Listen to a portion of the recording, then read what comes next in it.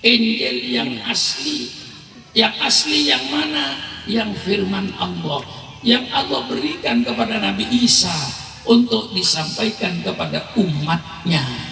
Dan tidak ada perkataan Nabi Isa dalam kitab itu, dan tidak ada perkataan pendeta-pendeta di kitab itu. Murni firman Allah. Itu Injil yang asli. Sekarang kita mendapatkan 5 Injil urusan dia. Kita tidak usah menyalahkan, tidak usah mencela, tapi fakta sekarang ada 5 Injil. 4 Injil diresmikan oleh gereja, 1 Injil ditolak. 4 Injil, 1 Injil Matius yang ditulis oleh orang yang bernama Matius. Injil Lukas ditulis oleh orang yang bernama Lukas.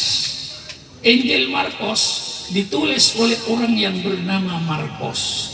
Injil Yahya ditulis oleh orang yang bernama Yahya. Sekarang ada 4 Injil. Orang Islam hanya percaya 1 Injil. Urusan mereka, persilakan mereka percaya pada keempat-empatnya, ini urusan mereka. Tapi Islam bukan percaya kepada 4 Injil yang ada ini. Islam percaya pada Injil yang asli, yang firman Allah, yang diberikan oleh Allah kepada Nabi Isa untuk disampaikan kepada umatnya, dan tidak ada perkataan Nabi Isa, tidak ada perkataan pendeta-pendeta.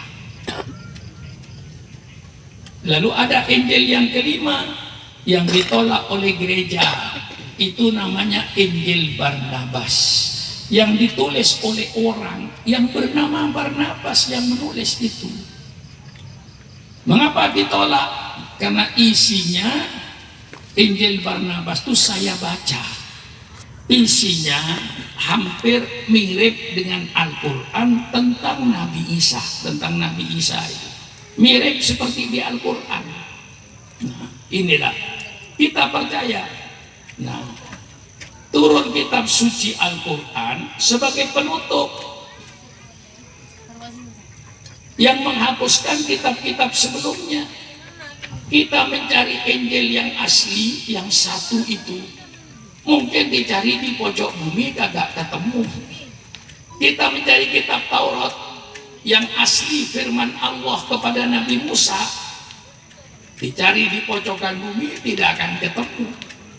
Kita cari lagi kitab Zabur yang asli, sudah nggak ketemu lagi. Diganti oleh Allah menurut Al-Quran.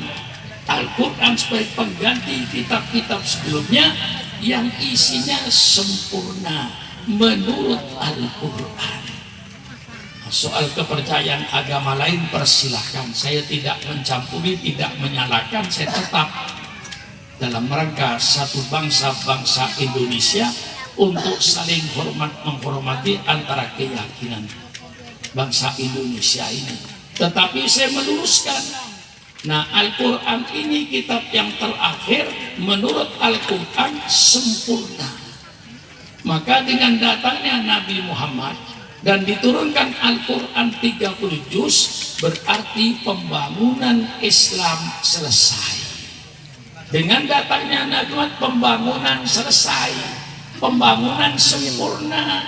Oleh sebab itu oleh Allah diproklamasikan, istilah sekarang dideklarasikan, diumumkan kepada seluruh dunia oleh Allah bahwa Islam sudah selesai pembangunannya, sudah sempurna.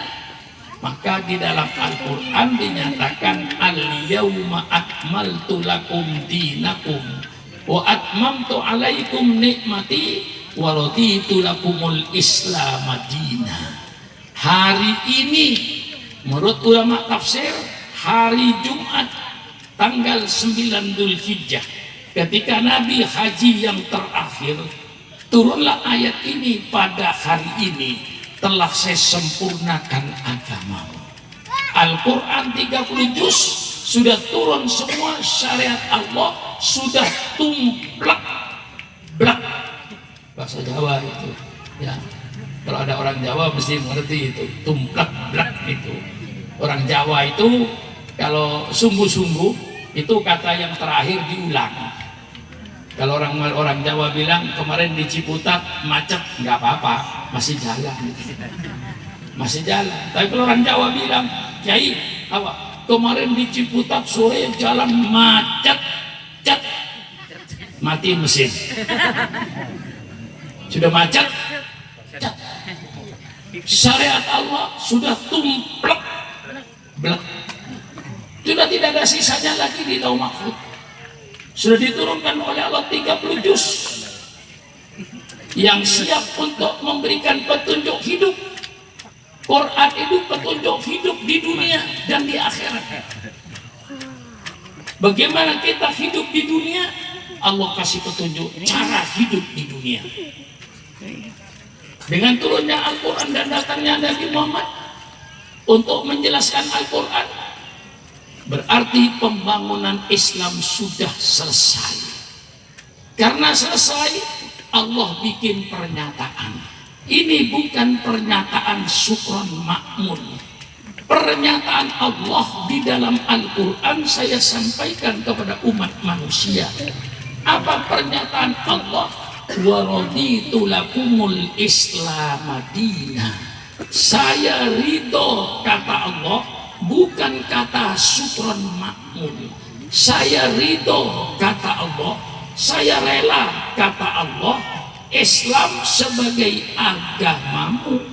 Maka menurut Al-Quran, agama yang diridhoi oleh Allah hanya agama Islam. Ini harus mantap, saudara. Yang sekarang sedang diombang-ambingkan akidah ini. Bagaimana mantapnya kita berakidah, tapi jangan lupa kita tidak hidup sendirian di dunia ini. Kita hidup bersama-sama umat lain. Maka Islam yang menyuruh damai, Islam menyuruh toleransi dengan tidak mengurangi kefanatikannya kepada agamanya. Syukran makmun fanatik terhadap Islam. Terus terang saya fanatik Islam karena saya mengerti ajaran Islam ini. Tapi bagaimanapun fanatiknya syukran makmun terhadap Islam, Allah menyuruh agar kita hidup rukun antar umat manusia. Allah memberikan pesan dalam Al-Quran, la tasubbul ladina yad'una min dunillah fayasubbullah adwan biwari ilmin. Hai orang-orang yang beriman, kau jangan menghina, kau jangan mencela orang-orang yang menyembah kepada selain Allah, karena nanti dia akan menghina Allah. Timbullah permusuhan tanpa ilmu. Ini dilarang oleh Islam. Kita hidup saling hormat menghormati, saling harga menghargai antar umat beragama, tapi jangan mengurangi kefanatikan kita terhadap agama kita. Bagaimana? Jelas ini? Hah? Ngaji. Jadi ketika maulid itu betul-betul memberikan ilmu kepada rakyat ini, sehingga orang yang hadir, saya dapat apa dari maulid? Dapat ilmu saya. Pulang itu ada yang diingat, saya dapat ilmu. Kata Pak Kiai Syukran Makmun, Islam itu sebagai bangunan besar yang dibangun oleh 25 Rasul, dan Rasulullah sebagai finishingnya yang mengakhiri pembangunan itu, yang menyempurnakan pembangunan itu. Dan ini bukan saya yang bicara, Rasulullah sendiri yang bicara dalam kitab Sahihul Muslim. Nah, begini tanda-tandanya orang ngaji itu, saudara. Kalau kiainya itu setiap ngomong ada Qur'annya, ada hadisnya, itu ngaji. Ngaji sama kiai 1 jam 2 jam gak ada satu ayat, gak ada satu hadis, itu bukan ngaji. Melihat orang ngobrol, apa? Melihat orang ngobrol, saudara. Saya tidak, saudara ngaji. Tiap kata saya keluarkan hadisnya. Sudah berapa hadis yang sudah ketemu mulai tadi itu? Rasulullah bersabda, "Mathali wa mathalul anbiya min qabli kamathali man bana baitan wa ana akhiru man wada'a bila." Itu dalam kitab Sahihul Muslim dalam bab Muhammad Khatamun Nabiyyin. Rasul bersabda, "Mathali wa mathalul anbiya min qabli," perumpamaan saya dan nabi-nabi sebelum saya itu cuma ibaratkan orang yang membangun sebuah rumah. Saya datang terakhir, meletakkan batu terakhir, pertanda pembangunan selesai. Dengan datangnya Nabi Muhammad dan turunnya kitab suci Al-Quran, maka agama Allah yang bernama agama Islam sempurna, selesai pembangunannya. Bagaimana? Punya pemahaman? Jadi dapat ilmu, dengarkan ceramah, apa? Nggak ada yang berkesan satupun. Oh, ustadznya lucu, dapat lucu. Nah saudara, apa yang saya katakan harus ada yang berkesan di saudara itu. Oh ini kata Pak Supron tadi,